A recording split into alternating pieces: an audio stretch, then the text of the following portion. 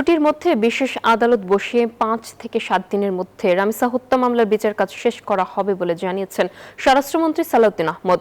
দুপুরে সচিবালয়ে সাংবাদিকদের সংগঠন বিএসআরএফ এর সংলাপে কথা জানান তিনি আরও জানান, এই মামলায় আসামির সর্বোচ্চ শাস্তি নিশ্চিত করা হবে।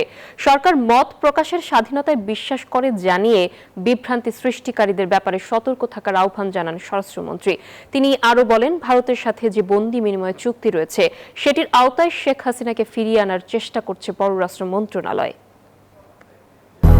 200-র বেশি সার্ভিস ও ফিচারে লেনদেনের সব বিকাশ অ্যাপে সম্ভব। আদালত এর মধ্যে ছুটিতে যাবে, আপনারা অনেকে জানেন, কিন্তু এই বিশেষ আদালতটা ছুটি মাননীয় চিফ জাস্টিস বাতিল করার চিন্তা করছেন। এখনো হয়েছে কিনা আমি জানি না, এটা আইন মন্ত্রণালয় ডিল করছে। আমরা একজন স্পেশাল পিপি নিয়োগ করেছি শুধুমাত্র এই মামলাটা ডিল করার জন্য। সবকিছু বিবেচনায় আমরা আশা করছি যে আজকের মধ্যে তো চার্জশিট প্রদান করা হবেই এবং খুব সম্ভবত ৫ থেকে ৭ দিনের ভিতরে এই বিচার কার্য সমাপ্ত হবে।